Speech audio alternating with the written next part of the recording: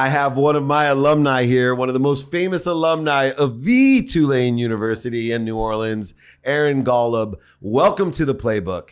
Dave, super thankful I'm here today. Really excited to go into this with you. Yeah, me too, because you sit in a space that are a lot of, obviously, my guests, entrepreneur, speaker, everyone's yawning, podcaster, yawn. But what really excites me about you, besides going to Tulane, is you did something that I wish I could have done at Tulane. I did it at Occidental College. You were a Division I football player, which may not sound that incredible or unique here on the Playbook because we've had Hall of Famers, as you know. But what makes you so unique is you're the first Division I legally blind football player. Yeah. And that's a pretty special feat because since I've been 5 years old, I wanted to be a professional football player. Since I've been 5 years old, I carried a football with me wherever I went. Since I was 5 years old, I dreamed of playing football. And I still will tell you, one of the top three loves of my life is football. And so when I see someone that not only lives in the extra mile, but lives in the empty mile, you had to live in the extra mile every day to compete without being able to see in a game like football, let alone at the level of Division I. At what age did you fall in love with football? Yeah, so I started playing football in 7th grade. So probably around 12 is really when I dove into it. And I tried every other sport under the sun before that. Nothing really stuck, nothing worked out, and just figured why not give it a shot. And, what were some of the challenges that you faced when you were younger with what I call the entrepreneurial interference of people laughing at you, making fun of you, telling you can't do something? I always say the only thing that should die in your life, Aaron, is limitations, and you're living proof of allowing that to die. What were some of those limitations that people put upon you? Yeah, no one thought I could play the Division I level. No one thought I could be a free agent, be a captain of the team at Tulane. But the biggest things are, in the beginning, no one thought I could play football to begin with, could play in high school. And for me, I knew I couldn't be a quarterback, knew I couldn't be a receiver. That wasn't, in the questions, in the cards. But for me, it was, let's be an offensive and defensive lineman to start. Did that, wasn't very good, wasn't very big. 3rd string junior varsity athlete my sophomore year. Wanted to make a shift, wanted to make a change in my life, in my environment, and everything around me. And I found long snapping. And I realized that with this niche position, if I got good enough at it, then I might have that opportunity to basically show everyone what I could do. No one thought I could do it, but it was the belief that I had in myself to put in those long hours, those early mornings, those late nights to figure out, how do I get good enough at this to make my dreams happen? And I always say that what I learned on the football field made me who I am outside of the football field. I went to a great college. I went to a great law school, Tulane University, by the way. And I will tell you that as great as those schools were, what I learned to be successful happened on the football field to me. Now, I wasn't blind, but I was not talented. So I had to learn what it was like to enjoy the consistent, persistent pursuit of my potential without worrying about other people's potential. I knew at 5'7" and 145 pounds going into college that, I may not be able to compete at certain things that other people could, but I wasn't going to quit. What are some of the lessons that you've learned from persevering in playing football that you're now utilizing in your entrepreneurial journey and your speaker journey? Yeah. The biggest one is that things in life happen for you and not to you. I'm so thankful and so grateful that I was born legally blind. And if I could go back and change it, I wouldn't do it for anything in the world. Because it's allowed me to have incredible opportunities, meet amazing people, build insanely cool businesses, and have this insane environment around me. And just the thankfulness that I have for that. People in life think that these challenges, the world is out to get them, and that's not true. Shift your perspective, shift your mindset, and you can realize that those things that are out there, those adversities, are there for you for a reason, for you to learn, for you to grow, for you to get better. But in addition to that, in the entrepreneurial world and journey, I learned dedication, I learned consistency, I learned discipline.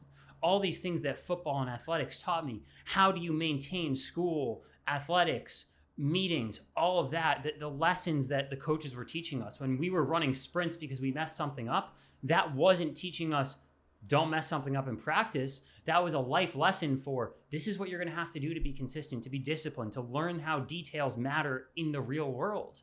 And understanding those lessons is what's allowed me to see some sort of success today within the world of business and life. Yeah, and it's amazing to have that, what I call promotion and protection attitude. Now, usually people that are challenged in different ways that people think would stop people in the realm of this is happening to you, and we talk about for you, but you've taken it to another level. Things happen through you for others. Your main purpose or mission in life is to give back and to elevate others with the lessons that you've learned. Where and when has faith come into play with, and what I mean by faith, you don't have to do religious or spiritual or, to me, faith is there's something bigger than me that is always protecting and promoting me. Even if I lost $100 million, you were born blind. I can list out every single great successful person that had something that other people say, well, the reason I'm not a millionaire is because, or the reason I couldn't play D1 football is because, and you are always being protected and promoted. There's a faith that's involved there. When did that faith, really rear its character in you? And how strong is that faith today? Yeah. So for me, that faith is trusting the process and trusting myself and understanding that when I set my mind to something, when I make a decision, I've proven time and time again in high school that I could be a long snapper in high school, in college that I could make it to college, that I could be named a captain of a D1 team, that I could be a free agent, that I could start a business, that I could be a great speaker. And trusting that faith and understanding that if I choose to do something, I know the outcome is there. The end is secure if you continue to work hard and put in that effort every single day. The thing that most people don't get, and what I would love to get across to people, is that when you take complete ownership of yourself and your actions, everything becomes clear. People wonder, like you said, why am I not a millionaire? Why am I not starting this business? Why, maybe you're a speaker. Maybe you want to start speaking at events. What are you actually doing every single day to get there?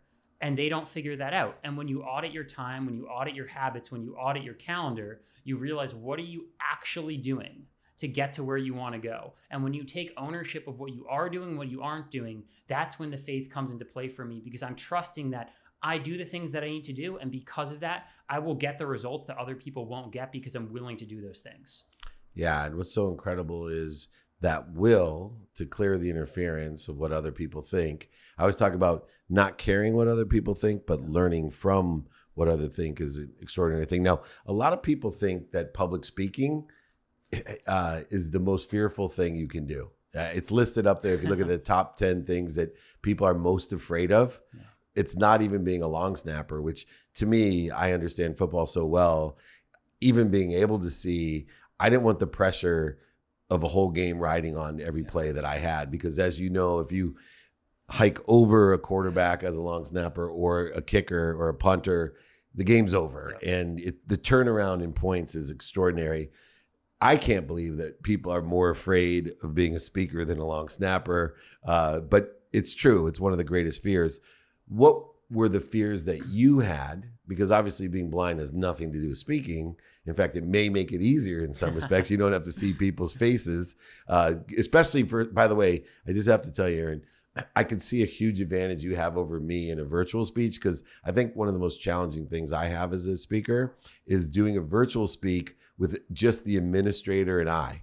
So I'm speaking in front of 20,000 people virtually, and all I'm seeing is some lady doing her work while I'm trying to motivate and inspire. You don't have to see that. But more importantly, what do you find the biggest fear of speaking was for you? So, for me, I got thrown into speaking at a really young age. And today, I don't feel that. I get excited for events. Yeah, excitement and fear are the same energy. And I think for me, it's channeling that into the excitement. But so for me, senior year of high school, when I committed to Tulane, I got a message from Good Morning America that they wanted to fly me into New York and interview me. So I went on Good Morning America with Michael Strahan, snapped him a football, talked, did all of that. It was great. But the night before, I was so scared. I was so fearful. I was 17 years old. I didn't know what to expect. I had never done anything like this. But for me, I was put in an environment right then and there that was sink or swim right now. And I chose to figure it out. It doesn't mean I wasn't scared. I look back on that video and I think I did terrible, but I was also 17 years old.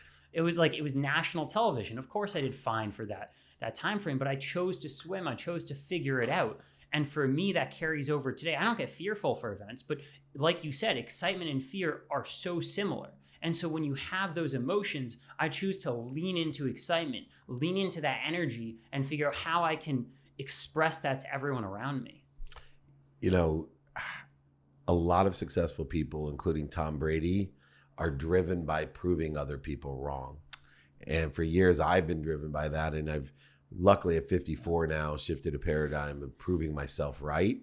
And you seem like at a young age, you really have a self-awareness. So one thing I talk about a lot is, in my opinion, there's a difference between internal and external motivation. And so external motivation is, like you said, people do things because they want to prove others wrong or prove others right. That can get you motivated for a minute, an hour, a day. You know, if I go to the gym and I want to squat heavy weight, I'm going to think of an external motivator that gets me mad, that gets me angry, whatever, to get me through that set that I don't want to do. Internal motivators are the things that get you the furthest in life. Tom Brady, he wasn't motivated by the fact that he got drafted so late in the draft, maybe for a month to win the starting job or something, but you think 20 years later that's what he thought about winning Super Bowls? No. It's the internal motivators. He wants to do something because he wants to prove himself right. And that's what I do every single day. I do the things that I do because I want to prove myself right. I do not care what others' opinions are, what others think. And if they want to think something, that's their call, that's their judgment. It doesn't affect me or bother me. But every single thing that I do, every single task I take on is because I want to prove myself right. And, you know, obviously you're from Boston, so Tom Brady may be a hero of yours, as so many in the New England area. But there's a big difference between heroes like a Tom Brady and a mentor. And I know you believe not only in mentoring other people, but having mentors yourself. How important is it to not only be a mentor to others and give back like you do, but more importantly, have mentors even when you have success? It's so important. It's the only way you learn, you grow. I mean, I've paid a lot of money to learn from other people to get better, to go to where they are. I've given up equity in projects that I'm doing. You know, I know one thing we talked about, we have a very mutual connection, Brian Bogert, great guy. Breaking Beyond with Brian Bogert. Great friend and mentor of mine. We're working on something right now I can't talk too much about yet. Or you'd have to kill me. But remember, I mentor Brian Bogert, so I probably know what you're talking about. You do know about it, I think, actually. But and so I don't have to be killed. But I'm not going to tell you. I'm under NDA. He has equity in what's going on because I value learning from him. I value growing with him. I value his expertise and his insights. That I'm 25 years old. I've done well, but I mean, I have a lot to learn. I'm not nowhere near where someone like he is or someone like you are. And I would rather surround myself with those individuals. So in 15, 20, 25, 30 years, I'm at that point myself. And one of the things I love about Brian, who I do mentor, but he's one of the people, I learn a lot from mentoring, but he's one of the people that I learn the most from. He has a uncanny ability of articulating things and taking complex issues and making them so clear. But where I find one of his expertise is applicable to you, because he almost lost his life, right? When he was a very young boy and he had to suffer through so many things. What have you learned from Brian about suffering? And obviously there's some things in your life, like everyone else, you either suffer from discipline or suffer from regret, but let alone there's suffering in life for everyone. What are some of the things that you've learned about having the right perspective on suffering? Look, there's a difference between pain and suffering. Pain is something where if I'm, running, candidly, I hate running. That was my least favorite thing in football. Love the weight room, hated sprints. Well, good. We have something in common. So doing those 110s, that was pain. But suffering is your perspective on it. So if you go into that event, go into running those sprints thinking, this is going to be miserable, this is going to be hard, yeah, you're going to suffer through it. But if instead you go into that environment, go into that, whatever that thing is that you're doing, and say, I'm about to have an awesome time, I'm going to get better, this might hurt a bit, but I'm going to come out the other side in 10, 20, 30 minutes, and I'm going to move on with the rest of my day and have an awesome rest of my day, that's choosing not to suffer. You're going through pain, but you're choosing whether or not you suffer. And I think Brian has done a really good job of that. And he's shown that to me and shown that to so many other people. And when you can understand that, you can shift your perspective. If you're in a bad situation, that might be painful, that might be hard, but it's your choice if you're suffering or not. And, it goes beyond just yourself. You are now in a position, like I said, as an entrepreneur, a speaker, a podcaster, of having influence. And you have quite a big following already. And at a young age, it'll continue to grow as your frequency and the strength of your frequency is transmitted to a larger spectrum of people with your values and your lessons resonating. You're only 25 years old. You have a girlfriend. You haven't built your family yet. You haven't looked at some of the other life journey challenges that everybody faces, and you'll face in a different way being legally blind than other people face them. But nonetheless, everyone will face challenges. Trust me, I have 3 teenage daughters. Whether I was blind or not, there would be challenges in having 3 teenage daughters. But what legacy do you see for yourself today? Because you do have a different perspective. You have, had greater experiences. You're blessed to have been promoted and protected because of a disability that you were born with. What legacy do you want to leave, or at least you think you want to leave here at 25 years old? It's helping and impacting others. It comes down to the end goal. Look, yes, do I want to build awesome businesses, make a lot of money? Absolutely. So does everyone. But that doesn't lead to happiness. That doesn't lead to fulfillment. Every single day, I don't go out there and say, how can I make a sale? How can I make more money?